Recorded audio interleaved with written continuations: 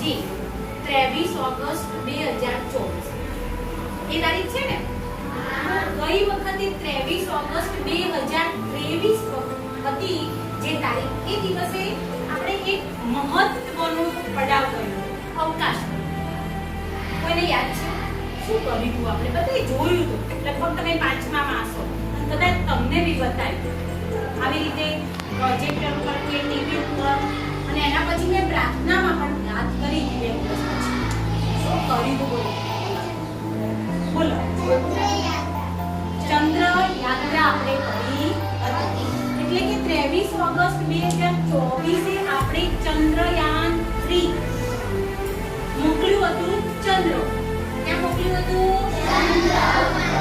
અને એ ચંદ્ર પર મોકલનાર ભારત ચોથા નંબર. કયા નંબરનો? એના પહેલા અમેરિકા, ચીન અને જાપાન, આ 3 દેશોએ તો ચંદ્ર ઉપર એમનું જે આપણે વિક્રમ લેન્ડર નામ આપ્યું હતું તો એમનું મોકલી દીધા હતા. અને આપણે જે મોકલ્યા હતા એ ચોથા નંબરનો દેશ હતો. પણ એમાં સૌથી મહત્વની સિદ્ધિ શું હતી કે આપણે જે જગ્યાએ મોકલ્યું ને આપણું વિક્રમ લેન્ડર, એ દક્ષિણ ધ્રુવ. આપણે ધ્રુવો હોય, ઉત્તર ધ્રુવ, દક્ષિણ ધ્રુવ.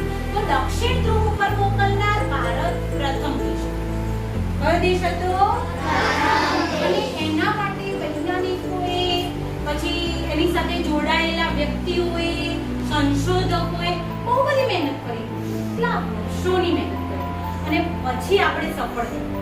એમને સફળ થયા નથી. એના પહેલા ચંદ્રયાન 1 બધું મોકલ્યું, પણ ક્યાંક અંશે આપણે નિષ્ફળ થયા. અને આ ચંદ્રયાન 3 જ્યારે આપણે મોકલ્યું ત્યારે એને લેન્ડિંગ એટલે એનું સ્થાપન કરવું પડ્યું. ચંદ્રની ધરતી ઉપર એનું સ્થાપન કરવું પડ્યું. તો એમાં 2 વસ્તુઓ હતી, વિક્રમ લેન્ડર નામ અને એક પ્રજ્ઞાન રોવર. એટલે પહેલા વિક્રમ લેન્ડર જે છે એ સ્થાપિત થાય ચંદ્ર પર. એના પહેલા સ્થાપિત થાય અને એમાંથી રોવર બહાર નીકળે. અને રોવર પછી બધી સપાટી પર ફરે, બધું નિરીક્ષણ કરે, ચંદ્ર કેવો છે, ત્યાં શું છે, કેટલું પાણી છે, કેટલા વાયુઓ છે, કઈ છે આમાં કઈ ચંદ્ર ઉપર કે આપણે માનવીને રહેવા માટે કઈ બધું વાતાવરણ છે, બધી માહિતી લે. અને કે બધી માહિતી આપણને એ મોકલે ફોટો. જ્યાં નીચે બેઠા હોય બધા વૈજ્ઞાનિકો, એમના જોડે ઈસરોના વૈજ્ઞાનિકો. કયા વૈજ્ઞાનિકો હોય? આમાં આપણે કામ કરવું હોય, આવા અવકાશમાં કંઈક આપણે જવું હોય, આગળ આપણે પ્રગતિ કરવી હોય, એમાં જોબ લેવી હોય, ઈસરો સંસ્થામાં આપણે જોડાવવું પડે, ત્યાં આપણે નોકરી લેવી પડે. અને ઈસરો દ્વારા જ આપણે બધી શોધો કરી અને મોકલી શકીએ. તો ઈસરોના બધા વૈજ્ઞાનિકોની માહિતી મેળવે અને પછી એના દ્વારા બધું સર્ચ કરે કે ભાઈ અહીંયા શું છે, તો અહીંયા આપણે ચંદ્ર ઉપર બધું મકાન બનાવી શકીએ, ચંદ્ર ઉપર આપણે લઈ શકીએ, ચંદ્ર ઉપર પાણી છે, ચંદ્ર ઉપર ખનીજો છે, ચંદ્ર ઉપર વાયુઓ છે, આપણું માનવ જીવન ત્યાં ટકશે ખરું.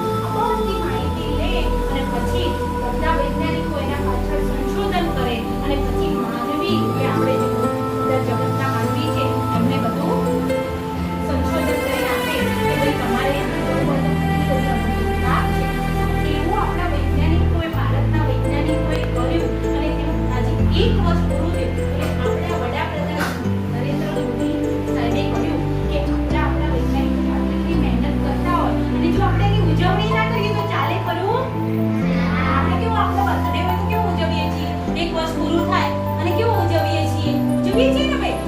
તો હવે આવા વૈજ્ઞાનિકોએ આટલી બધી મહેનત કરી હોય, આટલી મહત્વની શોધ કરી હોય અને આપણે ઉજવણી જ ના કરીએ તો આપણે ભૂલી જઈએ આ વૈજ્ઞાનિકોને કે ભાઈ ચંદ્રયાન 3 ગયું કે ના ગયું. તો એને યાદ રાખવા માટે વડાપ્રધાન મોદીશ્રીએ આ દિવસને વર્લ્ડ સ્પેસ ડે એટલે વિશ્વ અવકાશ દિન તરીકે ઉજવવાનું નક્કી કર્યું. અને હવે આ પહેલો છે 1 વર્ષ